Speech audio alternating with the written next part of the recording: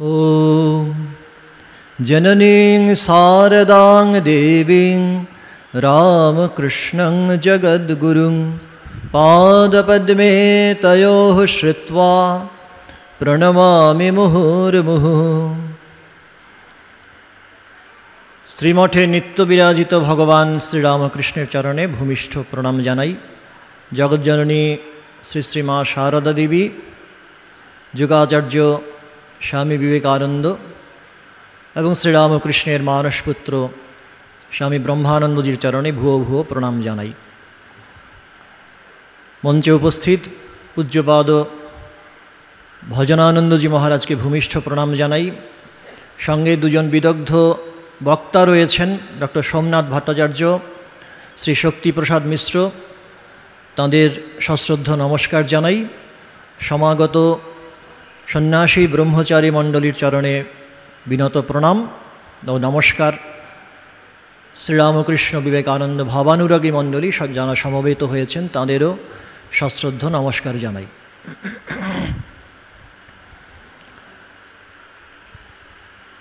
सुंदर मनोज्ञ आलोचना आमरा शुनेछि इतिमध्ये एवं सेखान थेके पूज्यपाद ब्रह्मानंदजीर जीवने प्रवेशेर एकटी अवतरणिका आमरा मनन करार सुयोग पेयेछि। एखन आलोचनार विषय सद्गुरु स्वामी ब्रह्मानंदजी। गुरु शब्देर अर्थ गुरुगीताय जेभावे व्याख्यात हयेछे तार सार संक्षेप करले दाड़ाय अंधकारेर अपनोदनकारी। गु शब्दस्तु अंधकार स्यात्, रु शब्दस्तन् निरोधकः, अंधकार निरोधित्वात् गुरोरित्याभिधीयते। एखन एई अंधकार आमादेर व्यक्ति जीवनेও आसे, आमादेर अंतर जीवने उपलब्धि करी एवं सामग्रिकभावे समष्टिर जीवनेও माया एसे आमादेर दृष्टिके परिच्छन्न करे, सम्पूर्णभावे ढेके देय, आच्छादन करे। एटा आमादेर सकलेर अनुभूत सत्य। विशेष करे एई श्रीरामकृष्ण अवतरणेर प्राक्काले भारतवर्षेर जे अवस्था आमरा जखन चिंतन करी, ताइते पूज्यपाद महापुरुष महाराज जेभावे बोलছেন ब्रह्मकुंडलिनीर शक्तिर जागरण तार प्रयोजन केन हयेछिलो एवं किभाबे এই শুধু ভারতবর্ষ নয় জগতের ভাগ্যাকাশ জুড়ে যে ঘনায়মান অন্ধকার সেটা অপনোদন কিভাবে অবতার বরিষ্ঠ নিষ্পন্ন করলেন সেটিও তার জীবন থেকে আমরা চিন্তন করার সুযোগ পাই। এবং স্বাভাবিকভাবেই তার উত্তরসূরি যারা শ্রীরামকৃষ্ণের লীলা সহচর যারা, তারাও এই গুরুভার দায়িত্বটি বহন করেছেন, তার পতাকা বহন করেছেন। आदर्श आचार्य केमन हबेन तार चरित्र निरूपण करते गिये बृहदारण्यक उपनिषद आमादेर सामने मुख्यत तीनटी मानदंड निरूपण करेछेन। आचार्येर सर्वाग्रे चाই शुद्ध अपापविद्ध निर्मल एकटी जीवन। आक्षरिक अर्थेई तिनि हबेन अब्रीजिन अकामहत एवं सेई संगे शास्त्रेर मर्मार्थ तिनि अवगत हबेन। स्तूपीकृत निरर्थक शब्देर भारे गुरु शिष्येर ओपर भार चापिए देवेन ना। तार वाक्य उत्सारित हबे हृदयेर उत्सस्रोत होते। तो এই শ্রোত্রিয় অবৃজিন অকামহত पूज्यपाद ब्रह्मानंदजी महाराजेर चरित्रेर এই दिकगुली आमरा अपूर्व भाषाय चित्रित होते शुनेछि आगेर बक्तृताय। आमरा एखाने चिंतन करछि स्वयं संघगुरु, स्वयं संघ नायक श्रीरामकृष्ण तार समस्त शक्ति ओई अंधकार अपनोदनेर जन्य सामग्रिक भावे समष्टिगत भावे एवं तार सान्निध्ये जारा आसछेन, तार पताका बहनेर गुरुदायित्व जारा बहन करछेन, भावानुरागी जारा, तादेर जीवनेও अंतरेर अंधकार दूरीभूत करार जन्य এই तार मानसपुत्र ब्रह्मानंदजीर माध्यमे तार शक्ति प्रकटित हयेछे। कत बड़ शक्तिर आधार छिलेन ब्रह्मानंदजी। राजा महाराज प्रसंगे पार्षददेर कयेकजनार मंतब्य आमरा संक्षेपे एकटू स्मरण करे निते पारी। पूज्यपाद महापुरुष महाराज बोलছেন মহারাজ হলেন ঠাকুরের সাক্ষাৎ মানসপুত্র। ঠাকুরের আধ্যাত্মিক শক্তি এখন তাঁর ভেতর দিয়ে জগৎ পাচ্ছে। রামকৃষ্ণানন্দজি বলছেন, যে কেহ পরম পূজ্য শ্রীমৎ স্বামী ব্রহ্মানন্দের শরণাগত হইয়াছেন, তিনি ইহজীবনেই আত্মদর্শন বা ভগবৎ দর্শন করিয়া কৃতকৃত্য হইবেন, তাহাতে কোনো সন্দেহ নাই। শারদানন্দজি বলছেন, আমাদের মধ্যে একমাত্র মহারাজের ভিতরেই ঠাকুরের পরমহংস অবস্থার হাবভাব চালচলন দেখিতে পাওয়া যায়। এখন এই শ্রীরামকৃষ্ণ পরিকরদের এই মূল্যায়ন শুনে মনে হতে পারে তারা অহরাত্র ব্রহ্মানন্দজির সঙ্গ করেছেন, সেই কারণে তার স্বরূপ তার মহিমা সম্পর্কে অবগত হবার সুযোগ পেয়েছেন। যারা একটু দূর থেকে দেখেছেন তাদের কেমন মূল্যায়ন? এক ভক্ত, গৃহী ভক্ত মহারাজের কাছে আছেন, মহারাজকে সেবা করছেন, হাওয়া করছেন এবং মনে মনে চিন্তা করার চেষ্টা করছেন মহারাজের কতখানি আধ্যাত্মিক শক্তি, ওই অধ্যাত্ম বিজ্ঞানী প্রসঙ্গ হচ্ছিল, কতখানি শক্তি আমি একটু যাচাই করে দেখতে চাই। মনে মনে একটি খারাপ চিন্তাকে লালন করার চেষ্টা করছেন, পেরে উঠছেন না। মহারাজ হঠাৎ তাঁর দিকে তাকিয়ে মৃদু হেসে বললেন, কি পারলি? এমনিভাবে আরেকটি ঘটনাও সুবিদিত। তারই এক প্রিয় ভক্ত, তার চরিত্রের অবনমন হয়েছে, ভয়ে ও লজ্জায় যুবকটি মহারাজের কাছে যাওয়া বন্ধ করেছে। একদিন দুপুরে হঠাৎই বলরাম মন্দিরে মহারাজের সঙ্গে দেখা হয়ে গেছে। মহারাজ খুব প্রীতির সঙ্গে তাকে বলছেন, হ্যাঁ রে, বড় শিংওয়ালা মোষ দেখেছিস? উত্তর হচ্ছে, হ্যাঁ মহারাজ। কত বড় শিং দেখেছিস? যুবকটি হাত বাড়িয়ে দেখালো। মহারাজ নিজের হাত দেখিয়ে বললেন, এর চেয়ে আরও বড় মোটা মোষের শিং আছে। তারপর প্রশ্ন করছেন, আচ্ছা বলতে পারিস, সেই মোষের শিংয়ের উপর যদি অনেকগুলো মশা বসে তো সে জানতে পারে না তার কষ্ট বোধ হয়? আমাদেরও তেমনি জানবি। শ্রীরামকৃষ্ণ সন্তান, শ্রীরামকৃষ্ণের উত্তরাধিকার তাঁর উপর বর্তেছে, এই সম্পর্কে এতখানি অবগত ছিলেন ব্রজের রাখাল, এবং স্বাভাবিকভাবেই এই আলোকবর্তিকা উত্তরসূরিদের কাছে পৌঁছে দিতে হবে সেই বোধেও তিনি সম্পূর্ণ সচেতন ছিলেন। আশ্রিত সন্তানদের ঠিক কতখানি ভালোবাসতেন মহারাজ। স্বামী প্রভবানন্দ আর আরেকজন শিষ্য, তারা রাজা মহারাজের সঙ্গে একদিন বেড়াচ্ছেন। পথ চলতে চলতে হঠাৎ রাস্তায় উদয় হয়েছে এক ষাঁড়। সে মাথা নিচু করে তাদের দিকে ছুটে আসছে। সন্তান দুজন মহারাজকে রক্ষা করার জন্যে তারা এগিয়ে যেতে চাইছেন। মহারাজ তাদের পেছনে ঠেলে দিলেন, শান্তভাবে দাঁড়িয়ে পড়লেন। ষাঁড় সেখানে এসে হঠাৎ থেমে গেল আর মাথা নেড়ে অন্যত্র চলে গেল। এইভাবে বাইরের জীবনে শক্তির অভিঘাত থেকে যেমনভাবে রক্ষা করেছেন মহারাজ তাঁর সন্তানদের, অন্তর জীবনেও একইভাবে তাঁর আশ্রিত সন্তানদের লালন করেছেন, তাদের আধ্যাত্মিক শক্তির উন্মেষের জন্য সর্বতোভাবে প্রয়াসী হয়েছেন। নিজের সন্তানদের ভালোবাসায় জয় করেছিলেন তিনি। বলতেন, আমি সকলকে স্বাধীনতা দিই, প্রত্যেকে নিজ নিজভাবে অগ্রসর হোক, যেখানে পারবে না সেখানে শুধু সাহায্য করি। প্রভবানন্দজি বলছেন, মহারাজের কাছে যারাই আসতো তারা প্রত্যেকেই মনে করত মহারাজ তাঁকেই সবচেয়ে বেশি ভালোবাসেন। অম্বিকানন্দজি একদিন গেছেন মহারাজের কাছে, সংকোচ অনুভব করতেন প্রথমে কাছে যেতে। তুরীয়ানন্দজি একদিন ঠেলে পাঠান, ভূমিষ্ঠ হয়ে তার পা ছুঁয়ে প্রণাম করতে উৎসাহিত করেন। মহারাজের ঘরে ঢুকে অম্বিকানন্দজি দাঁড়িয়ে আছেন ঠায়। দয়াময় মহারাজ তাঁর দিকে সস্নেহে তাকিয়ে পা টিপে হাত সেবা করতে বলেন। তারপর সন্তানের ভয় মোচনের জন্য বলেন, ভয় কি খোকা? নবাগতের পিঠে হাত ঠেকিয়ে রাখেন মহারাজ। প্রমোদাদাস মিত্রের ঠাকুরের উপরে রচিত বিখ্যাত শ্রীরামকৃষ্ণ স্তোত্রের একটি লাইন এখানে স্মরণ করব, সংস্পর্শ মাত্রেণ নৃণাং সমাধি। প্রায় একই ধরনের অনুভব অম্বিকানন্দজিরও সেদিন হয়েছিল। অন্তরে তাঁর একটি বিরাট পরিবর্তন ঘটে গেল, মনে প্রাণে এক অনির্বচনীয় আনন্দের অনুভব করলেন। ব্রহ্মানন্দজি সংঘের কর্তা ছিলেন, কিন্তু কর্তৃত্ববোধ তাতে ছিল না। শাসক ছিলেন, কিন্তু অভিমান ছিল না। প্রত্যক্ষত বলতেন, ঠাকুরের আদেশে নাম দিচ্ছি। এই রামকৃষ্ণময়তা এমনভাবে তাঁর চরিত্রকে আচ্ছাদন করেছিল যে শ্রীরামকৃষ্ণ সন্তানদের দ্বারা অনুরুদ্ধ হয়েও তিনি ক্ষেত্রবিশেষে তাদের অনুরোধ রক্ষা করতে পারতেন না।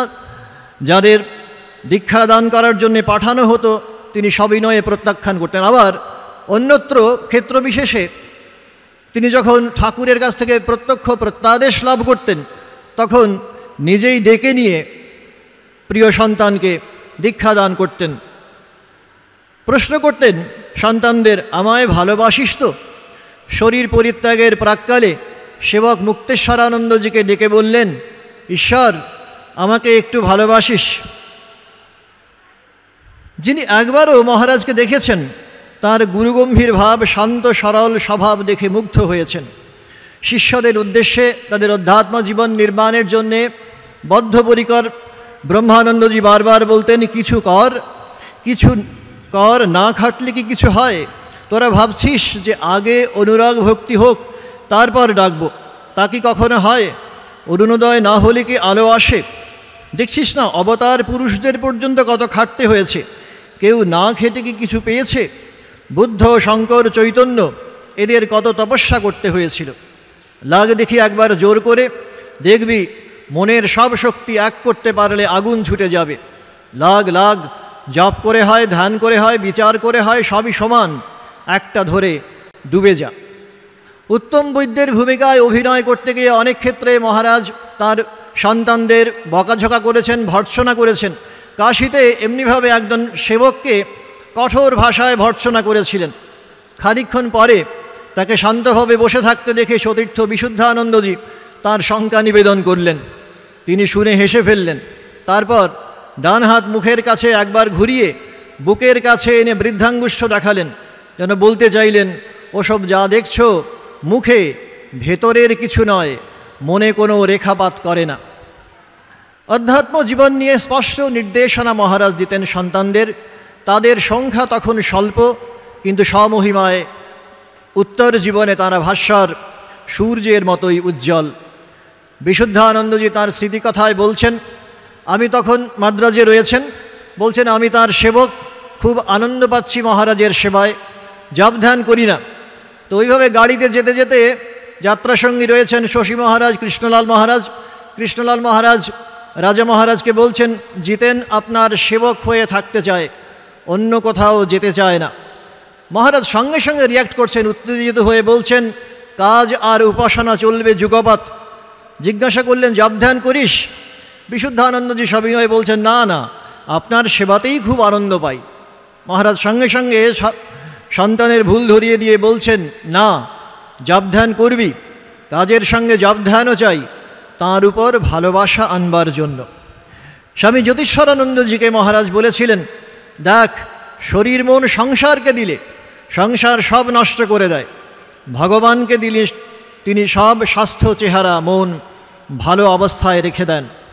জ্যোতিষ্বরানন্দজি সকরুণ নিবেদন জানিয়েছিলেন, মহারাজ যদি আমাকে উপযুক্ত মনে করেন তবে কৃপা করে সন্ন্যাস দিন। মহারাজ স্নেহের সঙ্গে বলেছিলেন, সন্ন্যাসের উপযুক্ত এ কথা কেউ বলতে পারে না, তবে আমি তোকে সন্ন্যাস দেব। এই সন্ন্যাস হোমের পরেই জ্যোতিষ্বরানন্দজি মহারাজের করস্পর্শে আনন্দে উদ্বেলিত হয়ে অনুভব করেছিলেন, গুরু শিষ্য জগৎ যেন এক অনন্ত সত্তায় মিশে গেছে। শ্রীগুরুর কি পারমার্থিক স্বরূপ, তার আভাস তিনি মর্মে মর্মে উপলব্ধি করার সুযোগ পেয়েছিলেন সেদিন। একদিন সাধন ভজনের বিষয়ে জ্যোতিষ্বরানন্দজি মহারাজকে জিজ্ঞেস করেন, বলেন, আমার ভিতরটা যেন খুলছে না, তাই মনে শান্তি পাচ্ছি না। আমরা এমন খারাপ সংস্কার নিয়ে জন্মেছি, সেগুলি আধ্যাত্মিকতার অন্তরায় হয়ে আছে। মহারাজ বলছেন, এরকম ভাবিস না, কোনো ধরনের নেতিবাচক চিন্তাকে প্রশ্রয় দিচ্ছেন না, এরকম ভাবিস না। তারপর তার উত্তরণের দিশা ধরিয়ে দিয়ে বলছেন, মহানিশায় জপ কর, পুরস্চরণ কর, ভেতরটা আপনি খুলে যাবে। মাথায় হাত দিয়ে মহারাজ সেদিন প্রিয় সন্তানের হৃদয় শান্তিতে ভরে দিয়েছিলেন। দক্ষিণী সন্তান স্বামী সিদ্ধেশ্বরানন্দজি মহারাজের কাছে এসেছিলেন শুধু সৎপ্রসঙ্গ করবেন, সাধু দর্শন করবেন, এই অভিপ্রায় নিয়ে আধ্যাত্মিক জীবনের পথ নির্দেশ চাইবেন। সিদ্ধেশ্বরানন্দজি জিজ্ঞেস করছেন ভগবানের কী নাম জপ করব। সঙ্গে সঙ্গে অহেতুক কৃপা সিন্ধু মহারাজ বলছেন একদিন ভোরের আগে এসো, আমি তোমাকে মন্ত্র বলে দেব। তাৎক্ষণিকভাবে দীক্ষার সময়সূচি নির্ধারণ হয়ে গেল। মহারাজের সান্নিধ্যে এসে শতই অধ্যাত্ম জিজ্ঞাসুর প্রশ্নের উত্তর ভেতর থেকে উঠে আসত, নিরসন হতো সব সন্দেহের। আশ্রিত সন্তান সৎপ্রকাশানন্দজি কিছু প্রশ্ন নিয়ে আসেন মহারাজের কাছে। রাজা মহারাজ মৃদু হেসে বলেন, তুই সাধু পুরুষ দেখেছিস, তাকে প্রণাম করেছিস, তার পায়ের ধুলো নিয়েছিস, আর তোর কি প্রশ্ন থাকতে পারে? বলা বাহুল্য সৎপ্রকাশানন্দজির মনের সমস্ত অন্ধকার নিঃশেষে দূর হয়ে গিয়েছিল সেদিন। কিন্তু এটা ঘটনা, রাজা মহারাজের এই সামগ্রিক ধর্মচেতনার মূলে ছিলেন নিশ্চিতভাবে ঠাকুর। জ্যোতিষ্বরানন্দজি প্রবুদ্ধ ভারত পত্রিকার সম্পাদক হয়ে যাচ্ছেন। হাত জোড় করে মহারাজকে বললেন, আমি কি জানি, কি লিখব? মহারাজ বলছেন, শোন, লিখবার আগে ঠাকুরকে চিন্তা করবি, মাঝে চিন্তা করবি, আর শেষে চিন্তা করবি, দেখবি কত লেখা আসে। সহজ প্রশ্ন, সহজ সমাধান। প্রভাস মহারাজকে ডেকে বলছেন, তোমাকে বৃন্দাবনের দায়িত্ব নিতে হবে। প্রভাস মহারাজও একটুখানি শঙ্কিত, বলছেন, আপনার আদেশ, অবশ্য যাব, কিন্তু সেখানে আমি কি করব? মহারাজ বলছেন, এই একটু একটু হোমিও ওষুধ দিবি। প্রভাস মহারাজ বলছেন, আমি তো হোমিওর হও জানি না। মহারাজ বলছেন, কাছে আয়, শোন, রোগীদের সঙ্গে কথা বলবি, বইয়ের সঙ্গে একবার মেলাবি, তারপর ধ্যান করবি, যে ওষুধটা ফ্ল্যাশ করবে সেইটে দিবি। মহারাজ এক ভক্তকে একদিন বলছেন, তুমি যখন ধ্যান ভজন করবে মনে করবে ভগবান তোমার সামনে পুরাণ বর্ণিত কল্পতরুর মতো দাঁড়িয়ে আছেন। আরেকদিন আরেকজন ভক্তকে এই ধ্যানের নির্দেশনা দিয়ে বলছেন, মনে করবে তুমি সাগরের মাঝখানে রয়েছ, চারদিকে পর্বত প্রমাণ বিশাল ঢেউয়ের রাশি, আর ঈশ্বর তোমার সামনেই আছেন তোমাকে রক্ষা করার জন্য। নিশ্চিতভাবে ধর্মজীবনে কে কতখানি অগ্রসর হয়েছে তার পরিচয় উঠে আসে আনন্দময় সত্তার অভিব্যক্তিতে। একথা স্বামীজির পশ্চিমী অনুগামীরা অনেকেই অনুধাবন করতে পারতেন না। গুরুগম্ভীর ভাবের পাঁচিল গুড়িয়ে ঈশ্বর জানিত পুরুষ কেমন করে সাধারণের সঙ্গে আনন্দে মাতোয়ারা হতে পারেন, এ তাঁদের বোধগম্য হতো না। ধার্মিক মানুষ সম্পর্কে এহেন ধারণা পোষণ করতেন পাশ্চাত্যভাবে ভাবিত এদেশীয় অনেক অনুরাগীও। মেদিনীপুরের ডেপুটি ম্যাজিস্ট্রেট মহারাজের সঙ্গে দেখা করতে এসে যখন জানতে পান তিনি হাঁসপুকুরে মাছ ধরায় ব্যস্ত, তখন মর্মে মর্মে বিদ্ধ হয়ে সে মুহূর্তেই ফিরে আসেন। কিন্তু ভগবানের অহৈতুকী কৃপা বর্ষিত তাঁর উপর। তিনি পরে পরে আবার মঠে আসার তাগিদও অনুভব করেন, ফিরে আসেন, আর স্বল্পকালের মাঝে মহারাজের কাছে মন্ত্র দীক্ষাও লাভ করেন। হরি মহারাজ বলতেন, মহারাজ যেখানে থাকেন তার চারপাশে তিনি এমন একটা আধ্যাত্মিক পরিমণ্ডল নির্মাণ করেন যে তার মধ্যে যে কেউ যাবে তাকেই সেইভাবে ভাবিত হতে হবে। দেখেছেন নির্বাণানন্দজি কত লোক জীবনের কত ধরনের কঠিন সমস্যা নিয়ে মহারাজের কাছে আসতো, কিন্তু তাকে দর্শন করার পর আর কেউ কোনো প্রশ্ন করার প্রয়োজনীয়তা অনুভব করত না। নির্বাণানন্দজি এক আশ্চর্য বালিকার কথা শুনিয়েছেন তাঁর স্মৃতিকথায়, যে বিবাহের অব্যবহিত পরে পরেই স্বামী বিয়োগ জনিত শোকে জর্জরিত হয়। দিশেহারা বালিকা উদ্ভ্রান্তের মতো ভগবানের কাছে শান্তি লাভের জন্য ঐকান্তিক প্রার্থনা করতে থাকে। ভগবান কৃপা করে রামকৃষ্ণ মূর্তিতে আবির্ভূত হন তাঁর সামনে, আদেশ করেন বাগবাজারে গিয়ে তাঁর সন্তান রাখালের কাছে ধর্মোপদেশ লাভ করতে। কলকাতার পথঘাট বালিকার কাছে সবটাই অজানা। গর্ভধারিণীর নির্দেশনায় ছোট ভাইটিকে নিয়ে উদ্বোধনে এসে উপস্থিত হয় সে। পূজনীয় শারদানন্দজির দর্শন লাভ হয়। শরৎ মহারাজ তাকে বলরাম ভবনে রাজা মহারাজের কাছে পাঠিয়ে দেন। রাজা মহারাজ প্রায় 2 ঘণ্টা তার সঙ্গে একান্তে আলাপচারিতায় রত ছিলেন। মহারাজের ঘরেই মন্ত্রদীক্ষা হয়ে যায় বালিকার সেদিনই। বিবেক চূড়ামণিতে গুরুকে বলা হয়েছে অহেতুক দয়া সিন্ধু। এক ভক্ত যুবক মহারাজের কাছে যাতায়াত করতেন। তিনি সুযোগ বুঝে মহারাজের কাছে উপদেশ প্রার্থনা করেন। মহারাজ প্রাথমিকভাবে কিছু তত্ত্বকথা আলোচনা করলেন, তারপর এক বাক্যে বললেন, তোর নূতন জীবন হবে, অব্যর্থ আশীর্বচন, অমোঘ ফলপ্রাপ্তি। সেই দিন থেকেই যুবক অনুভব করলেন তার অন্তরে যেন জ্বলে উঠেছে একটি প্রদীপ, প্রকাশিত হয়েছে অধ্যাত্ম সম্পদের অজ্ঞাত জগৎ। শ্রীরামকৃষ্ণের প্রিয় গৃহী সন্তান দেবেন্দ্রনাথ বসু মানসিক বিকলতার বশে বিশেষ যন্ত্রণায় পীড়িত হয়েছেন। মহারাজের সঙ্গে দেখা করতে এসে দেবেনবাবু যেন স্থির হয়ে বসতে পারছিলেন না। মহারাজের ঘর থেকে বেরোতে দেরি হচ্ছে দেখে ছটফট করছিলেন। দেবেনবাবুকে দেখে মহারাজ তার বুকে হাত দিয়ে খানিকক্ষণ চুপ করে থেকে বললেন, কি হয়েছে দেবেনবাবু? সব ঠিক হয়ে যাবে, ঠাকুরকে স্মরণ করুন। এরপরেই দেবেনবাবুর অন্তর্জীবনে আমূল পরিবর্তন ঘটে। মহারাজকে প্রণাম করে বলেন, মহারাজ, আমার সব অশান্তি দূর হয়ে গেছে আপনার আশীর্বাদ দয়ায়। আমার দুঃখ দ্বন্দ্ব এখন আর কিছুই নেই। মহাকবি ভক্তশ্রেষ্ঠ গিরিশচন্দ্র দীর্ঘদিন রোগ ও জ্বালায় পীড়িত হয়ে শয্যাশায়ী হয়ে আছেন। সমস্ত ভক্তি বিশ্বাস যেন তাঁর হারিয়ে ফেলেছেন। তাঁকে দেখতে অনেক পার্ষদ আসছেন, সাধুরা আসছেন, সকলকেই তিনি তার অন্তরের যন্ত্রণার কথা ব্যক্ত করছেন, কিন্তু যন্ত্রণার নিরসন হচ্ছে না। মহারাজ জানতে পেরে একদিন সামনে এসে উপস্থিত হচ্ছেন। গিরিশবাবু তাঁর নিজের সমস্যার কথা খুলে বলেন মহারাজের কাছে।